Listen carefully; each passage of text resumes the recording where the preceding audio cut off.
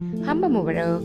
এই ঈদ উল আজহা আমার এবার কেমন কেটেছে সবার সাথে সেই ব্লগটা শেয়ার করতে চলে এলাম।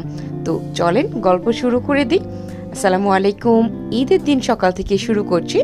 আমাদের বাসার নিচে ছিল এই 3 মাথার 3 গরু একসাথে বাঁধা ছিল, আর বেশ ফাইট চলেছে তাদের মাঝে বেশ অনেকবার। বাসার নিচে প্রায় 9টার মতো গরু এসেছিল। তো মর্নিংয়েই তো শুরু হয়ে গিয়েছে একদম সকাল সকাল, আর মাঝে শুধু সে পড়েছিল, বাকিরা অলমোস্ট কিন্তু গন।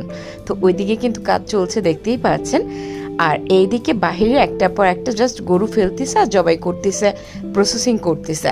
তো এই তো আরাফাত কিন্তু বিল্ডিংয়ের ময়মুরব্বীদের সাথেও সাক্ষাৎ করে নিচ্ছিল। এদিকে বাসায় অলরেডি মাংসও চলে এসেছে। আমি যতটা শর্টকাট দেখানো যায় ডেটাকে আমি সেভাবেই শেয়ার করছি। এই যে 1 হাঁড়ি গোস্ত কিন্তু চড়িয়ে দেওয়া হয়েছে চুলায় দুপুরের খাওয়া দাওয়ার আয়োজনের জন্য। আর ওইদিকে কিন্তু মা, আমি, দাদু আমরা সবাই মিলেই বটকসিয়া করেছিলাম। এদিকে আমাদের ঘরে আরও একটা নতুন মেহমান এসছে, মানে হচ্ছে আমার নতুন সদস্য জায়ের বাবু হয়েছে। তো বিকেলবেলার চা নাস্তার আয়োজন চলছিল। আরাফাতের নানা মানে আমার আব্বু এসেছিল, তো তার জন্য আমরা বিকেলবেলা আবার সবাই একসাথে বসে নাস্তা করলাম। টুকটাক নাস্তা পানি আবারও রেডি করে ওনার সাথে একসাথে বসেই সবাই চা খেলো। তো এভাবেই আমাদের বিকেলটাও কেটে গিয়েছে। নর্মালি কোরবানির তো একটা ব্যস্ততায় কাটে। এই যে আন্টি দেখি আমাকে সালাম দাও।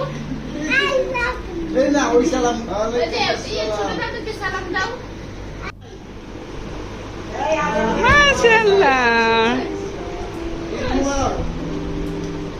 দাদা দাদা নাম দাও। যাও যাও, বাই বাই বাই বাই। চুমা দিবে চুমা দিবে চুমা দিবে।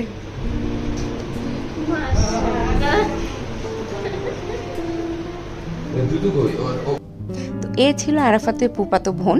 আর এই ছোট্ট বাবুদেরকে আরাফাত খুব আদর করতে পছন্দ করে, পাশাপাশি সে নামাজ পড়তে খুবই পছন্দ করে। তো নানা ভাই নামাজের প্রস্তাব দেওয়াতে সে দাদা নানা দুইজনকে নিয়েই চলে গেল। আর আমার নর্মালি ঈদ টাইমে কেক বানানো হয়, তো এবারও তার ব্যতিক্রম হয়নি।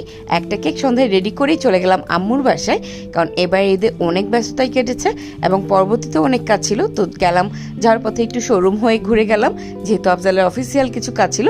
সেখানেই তার মামার সাথে আরাফাতের সাক্ষাৎ হয়ে গেল, মোলাকাত হয়ে গেল ঈদের। তো এইভাবেই আমরা তারপরে কিন্তু বাসায় গেলাম আম্মুর সাথে এবং ভাবিদের সাথে সাক্ষাৎ করার জন্য, বাকি সদস্যদের সাথে সাক্ষাৎ করার জন্য।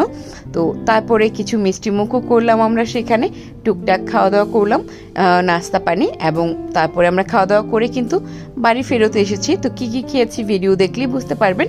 টুকটাক কোরবানি ঈদে তেমন একটা কিন্তু প্রেশার কেউই নিতে চায় না, যেহেতু কোরবানির একটা প্রেশার থাকে সবার মধ্যেই, এটার জন্য বেশ একটা ক্লান্তি চলে যায়। তো তারপরেও ঈদ তো মিষ্টি মুখ না করলে তো আর কাটে না, সাথে এই কোরবানি ঈদের স্পেশাল